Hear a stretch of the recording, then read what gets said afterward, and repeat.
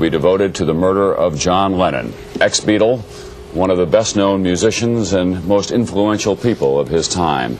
皆さんもさぞびっくりされたことと思いますが、元ビートルズのジョン・レノンが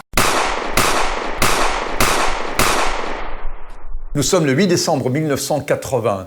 Il est 23 heures passées. John Lennon marche vers le Dakota Building dans les rues de New York. Il est accompagné de Yoko Ono.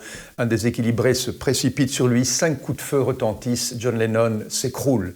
John Lennon, The Last Day, un spectacle que Marc Isaïe va nous présenter au TTO, le Théâtre de la Toison d'Or, jusqu'au 3 octobre. Le TTO qui réouvre avec John Lennon, The Last Day. C'est un grand moment. Merci Marc.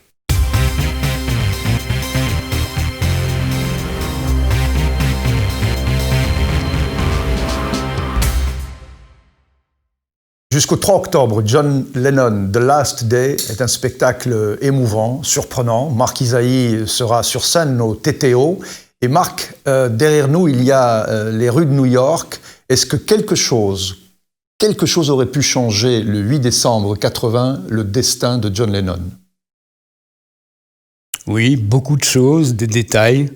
Il lui suffit par exemple que le chauffeur de la limousine qui les ramène du studio les ait déposés à l'intérieur de la cour plutôt que de les déposer devant le Dakota Building, le destin de Lennon aurait été tout autre. Maintenant, quand on sait que Chapman était déjà venu en novembre pour tuer Lennon, il n'a pas pu le faire, il avait déjà essayé de le descendre l'après-midi même, et s'il n'avait pas pu le faire le soir du 8 décembre, il l'aurait fait plus tard.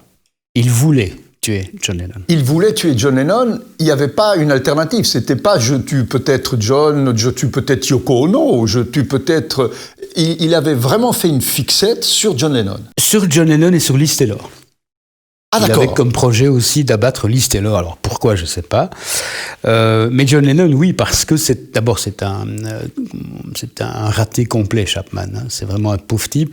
C'est le mec qui a passé avec brio le test qu'on appelle la réussite de l'échec. C'est-à-dire que c'est des mecs qui ont absolument tout raté, mais ça, ils l'ont bien réussi. Ça existe. Et il est fan, mais dans le sens complètement maniaco-dépressif du terme. Et quand on est un fan, en fait, le but ultime du fan, c'est de prendre la place, d'être celui qu'il admire.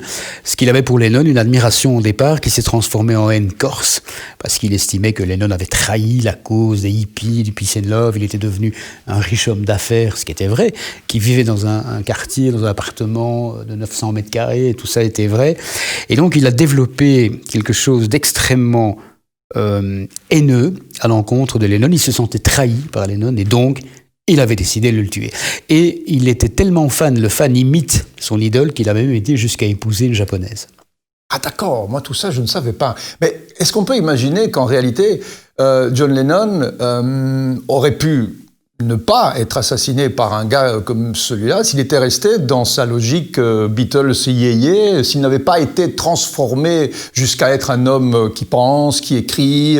Est-ce que s'il était resté dans son rôle de vedette pour Midinette, ce ne serait pas devenu John Lennon, hein, tu vas me dire, mais il aurait peut-être survécu à la folie de certains êtres humains qui ne lui ont pas pardonné fondamentalement quelque chose sur lequel il ne pouvait rien. D'ailleurs, j'aimerais savoir aussi ce que tu penses de cette transformation, et pas que la sienne. Comment un John Lennon qui chante Love Me Do, She Loves You et des chansons comme ça en 62, 63, 64 devient en 67, en si peu de temps, une personne si différente? Qu'est-ce qui se passe? Il était un imposteur avant, il est devenu après ce qu'il était fondamentalement. Moi, c'est un grand mystère de cette métamorphose si profonde entre le John Lennon de 64 et le John Lennon de 67. Alors, c'est une question profonde, vaste. Je pense qu'il n'y a pas de métamorphose. Je pense qu'il y a d'abord énormément d'intelligence. Il y a une transformation, je dirais, normale. D'un homme qui évolue en fonction du succès, en fonction de la vie, en fonction de ses propres expériences, qui à un moment donné a une rencontre extrêmement forte avec les autres Beatles, avec un McCartney, avec des gens comme Brian Epstein, comme George Martin, qui sont des gens qui vraiment font évoluer John Lennon.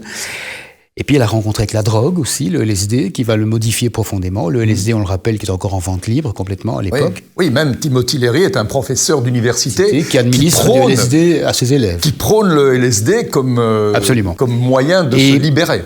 Il est probablement, comme tous les prophètes, entre guillemets, il va sentir peut-être un peu plus que les autres, et avant les autres, que le monde change. Il va écrire All You Need Is Love, qui est probablement un des plus beaux messages de l'histoire de la musique. Très simple aussi. Et après ça, tout de suite, il sent que on n'a pas été assez loin. Avec le double blanc, ça devient le Lennon Revolution. Il s'engage violemment à gauche, il s'engage dans des causes. Et puis la troisième cause de transformation, c'est sa rencontre et son amour avec Yoko Ono. Donc il est sincère. Selon toi, Marc, il Lennon, est totalement sincère. absolument. Et c'est pas un effet de mode. À l'époque, il était de bon ton d'être anti-Vietnam, anti-Nixon. Non, c'est réellement... Non, d'ailleurs, il a dépensé des fortunes, des centaines de milliers de dollars pour faire des affiches qu'on voyait dans le monde entier, où il était avec Yoko. Il payait des morts au féral avec son argent à lui, où il était indiqué, on connaît ses photos, « War is over if you want ». Voilà. Et donc, je pense que déjà, en 62, 63, Lennon est comme il sera. Sauf que l'époque n'a pas encore changé. Un simple exemple, quand Love Me Do sort, il raconte à tout le monde qu'il a appris à jouer de l'harmonica la veille. C'est complètement faux. Il y a des photos, on voit Lennon en 59 à Hambourg qui joue déjà de l'harmonica. C'est un provocateur. C'est quand même lui, quand ils sont décorés en 64, 65, déjà par la reine d'Angleterre, qui dit aux gens qui sont en bas, vous pouvez taper dans les mains, et les autres en haut, contentez-vous d'agiter vos breloques, etc. Il est déjà tout ce qu'il va devenir. Donc je pense vraiment, pour répondre à la question, il n'y a aucune imposture de la part Aucune de Lennon. imposture. Aucune. Alors, comment est-ce que, Marc, tu expliques le fait aussi qu'un être si agressif fondamentalement, bagarreur, provocateur, soit si pacifiste, je veux dire, quel était comment serait devenu John Lennon si Mike Chapman ne l'avait pas tué? Comment est-ce qu'il aurait vieilli? Il avait 40 ans quand il est mort. C'est très jeune, fondamentalement. Est-ce que ce serait devenu un philosophe? Est-ce que ce serait devenu un écrivain? Est-ce qu'il serait resté dans la musique? Est-ce qu'il aurait laissé le rock'n'roll pour devenir un penseur? Selon toi, il aurait évolué comment, John? Alors je pense que il est absolument impossible de répondre à cette question, puisqu'il est mort, malheureusement. Maintenant, on peut regarder comment a évolué Paul, comment a évolué Ringo, comment a évolué George aussi, sur le tard, avant qu'il ne meure. Il était très différent, John, de ses trois amis. Oui, mais je pense qu'il serait quand même resté fondamentalement ce qu'il est, c'est-à-dire un musicien et un rocker. Parce que c'est vrai qu'il y a une forme d'image que Yoko Ono aimerait faire passer à la postérité, du John Lennon imagine, avec ses petites lunettes, les longs cheveux, peace and love. Oui, il a été comme ça. Mais Lennon est d'abord, pour moi, d'abord et avant tout, c'est un rocker. C'est un bagarreur, tu sais, foutait la merde, c'est le patron. Il ne faut pas oublier que c'est lui qui a fondé les Beatles. C'était son groupe. Et il en a, bon, on ne va pas rentrer dans les détails, mais il a toujours beaucoup voulu à Paul McCartney de lui avoir volé la dissolution des Beatles, qu'on attribue à Paul McCartney, 10 janvier 1970. Il dit « je m'en vais », mais Lennon dit « attends, j'avais quitté le groupe en 69, mais on avait décidé de ne rien dire pour ne pas faire de tort à la promo d'Abbey Road ». Donc voilà, je pense qu'il serait resté musicien. Je pense qu'il aurait continué à engranger énormément d'argent. Et je ne suis pas convaincu qu'il n'aurait pas eu une reformation des Beatles. Ah d'accord. Oui, parce que pendant les fameux Lost Weekends, qui est cette période où il quitte Yoko Ono en 74, il part à Los Angeles faire la fête avec Bowie, Jagger, machin, il rencontre Paul plusieurs fois, ils sont réconciliés, et on parle de projet, et pourquoi pas de reformation des Beatles. Ça ne se fera pas, pour 100 000 raisons, mais peut-être que ça aurait été pas impossible, parce qu'il y a eu une période de 2 ans où McCartney et lui se sont étripés, et puis ça s'est réconcilié. Il ne faut pas oublier que quand c'est McCartney qui a écrit la plus belle chanson d'hommage à Lennon, c'est « Here Today »,« If You Were Here Today ». Et quand il la chante sur scène, il y a 20 000 types qui pleurent. Et c'est bien normal, c'est émouvant. Voilà. Donc Paul et John ne seraient certainement pas restés fâchés au-delà de sa mort. D'ailleurs, ils étaient réconciliés avant. Ça, c'est important parce que beaucoup pensent encore qu'ils étaient totalement brouillés le jour de la mort de Lennon. Revenons justement au jour de la mort. Pas du tout. Absolument pas. Vraiment. Ah ben, c'est important, en effet, pour tous ceux qui ont aimé les Beatles, et ils sont nombreux. Revenons au jour de la mort de Lennon. Est-ce que tu te souviens, toi, personnellement, de ce que tu as ressenti comme premier sentiment ? Mais je m'en souviens très très bien, je sais très bien où j'étais, ce que je faisais, c'est pas compliqué à deviner. Il est 23h15 quand on annonce sa mort à New York, et ici, nous, on se lève, on est déjà le 9 décembre, il est 7h du matin, on allume la radio et on apprend que Lennon a été assassiné. Et moi, je me suis effondré, même si j'étais couché dans mon lit. j'ai pleuré. On avait tué mon grand frère, quoi, quelque part. Et j'ose pas imaginer, 40 ans après, le jour où on nous annoncera la mort de Paul, le plus tard possible, dans quel état je serai, je sais pas, mais c'est ma famille là qui s'en va. Et donc, j'ai été extrêmement chagriné, et puis ce sentiment s'est transformé en colère. Parce qu'une fois qu'on a appris les circonstances, les raisons, enfin tout ça, c'est épouvantable. C'est un crime absolument odieux. Il ne faut pas oublier que Lennon, Chapman, lui a tiré 5 balles dans le dos. Ouais. Dans le dos, hein, donc quand même. Dis-moi Marc, je vais te poser une question complètement absurde, hein, mais j'aime bien poser ce genre de questions parce que c'est vrai qu'on se dit toujours « et si ?» et bon. Moi, les scénarios de films où on revient en arrière, ça m'a toujours plu.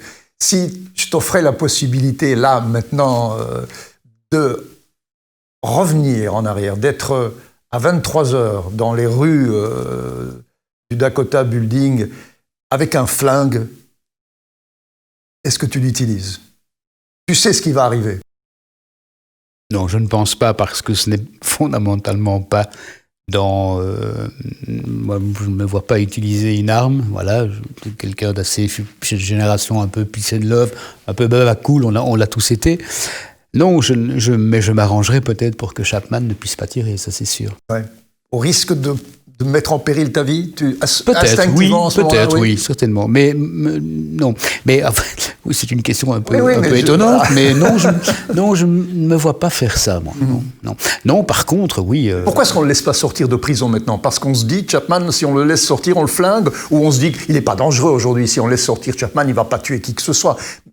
Aux États-Unis, on garde les gens en prison pour une vie. Mais ça fait 40 ans qu'il est en prison. Oui et non, parce que comme il a plaidé coupable, et qu'il voulait se faire arrêter. Il ne faut pas oublier que quand il tire sur Lennon, il ne se barre pas, il reste là, il est en train de lire l'accroche-cœur de Salinger, il a le revolver en main, il attend qu'on l'arrête, et alors il y a le portier qui lui saute dessus en lui disant « Mais putain, espèce de connard, mais tu sais sur qui tu viens de tirer là? Mais tu sais ce que tu viens de faire ?»